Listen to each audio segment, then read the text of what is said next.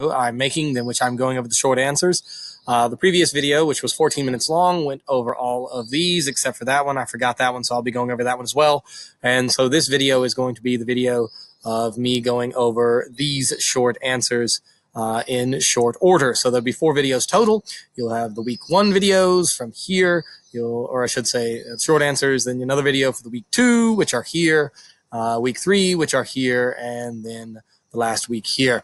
Originally, I started out with making 2 short answers for each of the sections, but after I saw that so few people were doing them, instead of spending all that time, I decided that I would now limit it once I got into the DBG of just 1 practice short answer per section, simply because I was putting in so much time and it was not being utilized by many people. And so I hope you can forgive me for not providing those kind of opportunities. So let's move on and finish out all of the Aeneid short answer right here. So starting here, which is actually, this is the one, the last one of week 1, but I didn't go over it in that previous video. This one particularly, I think, was made by the College Board themselves, and I want to say that it was 2013 that they made it, but it is the bee simile. Let's go ahead and put that in italics and bold. So, number 1, name the stylistic device and device qualis. Remember that qualis and velut and oot and ooty are all similes, just like the labor exercises the bees. So that's it. Name one of the bee's tasks described in lines 2 through 5. So 2, 3, 4, 5. All you got to do is say that they lead out the offspring, they pack the liquid honeys, they swell up the cells, and they receive loads. Any one of those would be perfectly fine, and you could have written out the Latin for that. Translate in context, agmine facto. That, of course, is an ablative absolute with the battle line having been made. Definitely they're going to probably ask about a ablative absolute on the exam, because Caesar and Virgil are quite fond of them, Caesar especially. Write out all of line 6 and mark the scansion. I again skip that because I don't think they're going to. What historical war were the city walls Moenia, line 8, destroyed? That, of course, is the Punic Wars. And then what Rutulian leader is compared to a lion? That Rutulian leader is, of course, King Turnus, whom Aeneas kills at the end of the Aeneid. Moving on, here we go now with the week 2 short answers proper. And again, I apologize for those of you who did not have an opportunity of having an individual video made for you, but so many are being done now in these last final hours, I would not have been able to get them all out. So, line 521, what Latin words indicate the manner of speaking? Placide pectore. It's with a placid chest. 522, 524, what specific 2 actions has Jupiter granted? This should actually be Dido. It's a typo on my fault. Granted Dido. He granted it to found the city, condere urbem, and to bridle the proud races, gentes frenare superbas. Write out both the Latin command words, indicate what those commands are. Those commands are, again, prohibit the unspeakable fires, and spare the pious race. Please remember that parque is a word that requires a dative object, which is why pio generi is the dative object of a special verb.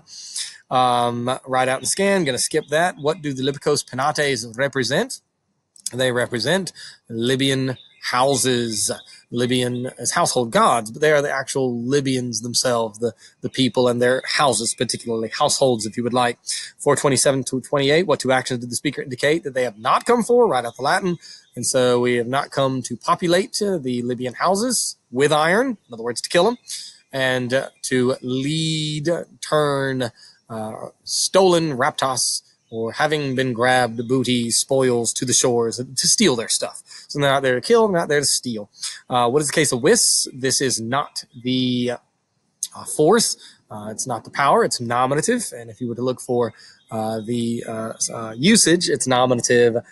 Subject or complement, I would imagine, could go. And who are the weakties? To whom do they refer? The ones having been conquered. That's the Trojans. They've just lost a war. So they're saying they're not in a position to, of course, bully Dido and the Trojans. Next one here, you can see 479 or 494 to 578. The second one, What action does vultum demissa imply? That action of bowing the head, of showing submissiveness, of showing respect, if you would like, but bowing of the head, having been sit down with respect to the face, accusative of the body part. What specific action does talia moliri imply? Building up such things. It's making a great defense or building defenses for her kingdom. Forget the scansion question, which typoed. There, we fixed it. Lines 55 or 565, 566. Two things Dido indicates everyone should know about concerning Aeneas. She indicates who should not know about the city. There it is, of Troy. Who should not know about the virtues, who should not know about the men, or who should not know about the fires of so great a war. So she's saying that there are four characteristics of the city itself. Everybody knows about Troy, how brave they were, what kind of men they were, warriors probably, and the fires of such a war. So there it is. Two things out of the four that are there. What two options does she give the Trojans? So option A would be that they, of course, opt for the Great Hesperia and the Saturnian fields. And then option number two, that they opt again, that they wish for, that they want the borders of Eryx, which, remember, is Sicily and the king. So those are two options. Stay here or obviously go on with back to Sicily. 569, Hesperium Magnam Saturnia, that's just Italy, place that they're headed to. Latium, if you would like. And what might Opibus include? Resources, any number of things. Could be food, could be weapons, could be provisions, could be repair tools and things of that nature. Moving on to the next one, book 2. Remember that the Aeneid is only going to be book 1 and book 2. So I'm pretty sure, I don't know if I wrote this or Yagi or the College Board. I was going to try to remember, but oh well. Comitante caterva, line 40. That would be an ablative absolute with a large, gotta get that, with a large posse crew companioning. And so ablative absolute is what it is. According to line 41, what is Laocoon's state of mind? He's burning. He's burning in his mind with any sort of emotion, but just burning is all you need. To what proposed action do Isania refer? Bringing in the horse. That's a crazy idea. Don't want to do that. Forget the scansion. Identify the case of Dolis. Cario carere, meaning to lack, takes an ablative. Ablative of separation is what we essentially have, but it requires an ablative object. So dolis is ablative, and why?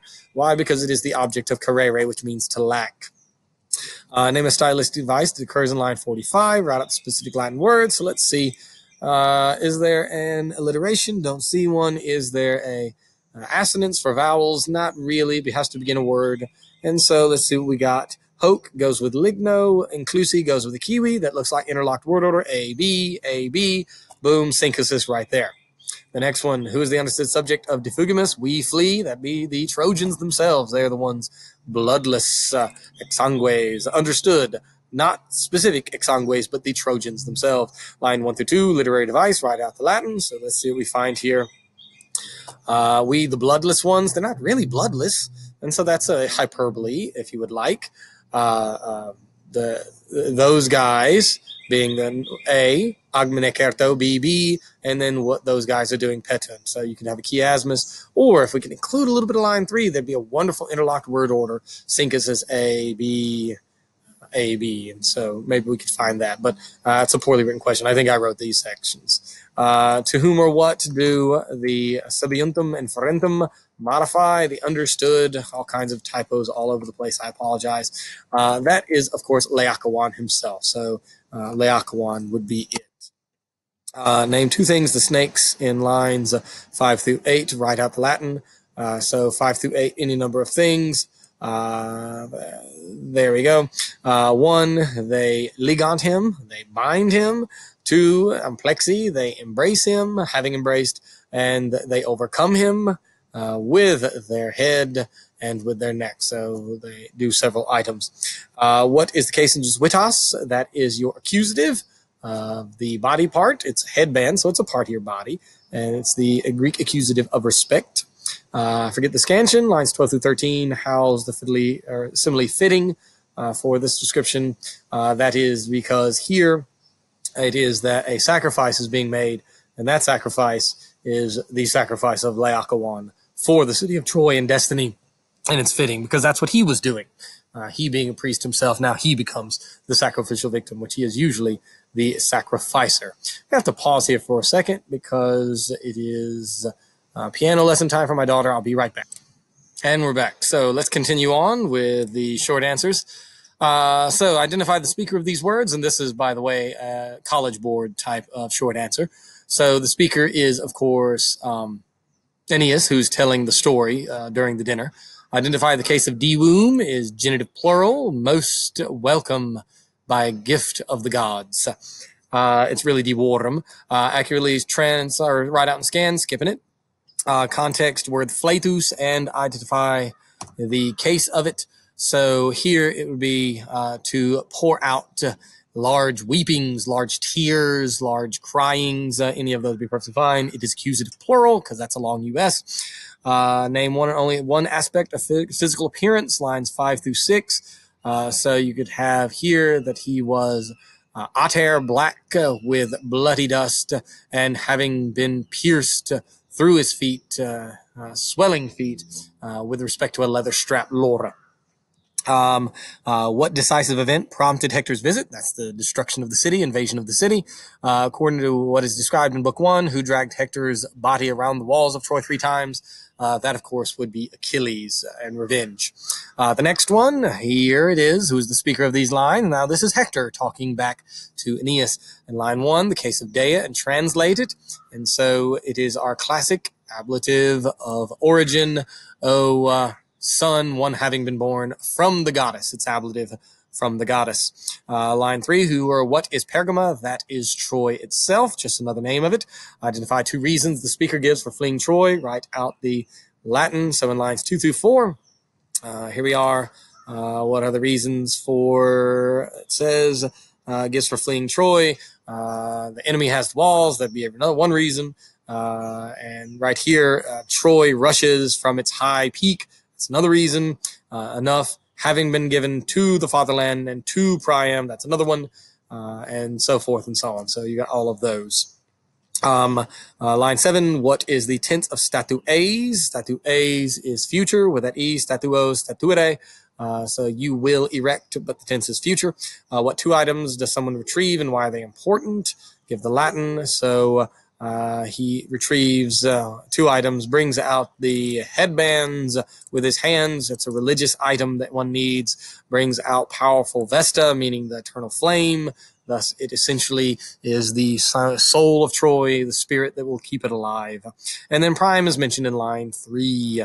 Where else in the Aeneid does Priam play a role, and what is that role? And that is the, of course, when Aeneas initially goes and tries to defend the palace with Priam. Priam is, of course, executed, has his head cut off by Neoptolemus or Pyrrhus, same person, different names, the son of Achilles. All right, so the next one, let's move on. And there are only 2 more, I think, for the Aeneid. Here when we, of course, see Helen, and so Tyndarida refers to whom and what is its case? I spot Tyndarida. It is a Greek accusative, so accusative, and that is Helen, a reference to her father, Tyndareus. Remember, that's called a patronymic. 570, to whom or what de erranti and ferenti, that is, of course, Aeneas, the one wandering and bringing his eyes through everything, wandering everywhere, by the way. 571 to 574, name one thing which indicates how people feel about it. Write out the Latin. So 571 to 574, right here through there. She, of course, having been turned away with respect to the hostile Teucrians, so the Teucrians hostile towards her, she, of course, fearing the penalty of the Greeks and the angers of her deserted husband, a common fury to Troy and the fatherland, so they don't like her. And then Invisa, obviously, hated as well. So name one thing, any of those would be perfectly fine. What is the alternative form of exarcere? That would be exarcerunt. It would be, of course, just like this as the alternate ending. There we are. Line 577 to 582. Name 3 things which seem to bother Aeneas. 577 to 582 right here. All right, so what are 3 things? 1 is that she's going to make it back home okay. She will see her home. She will look upon Sparta. She will go as a queen with the triumph, the victory having been given birth to, postpartum depression, remember we get from parto. She's going to get to be able to see people, like she will see her spouse and her home and her fathers and her sons. She's going to be, of course, accompanied by a crowd of Trojan women and servants.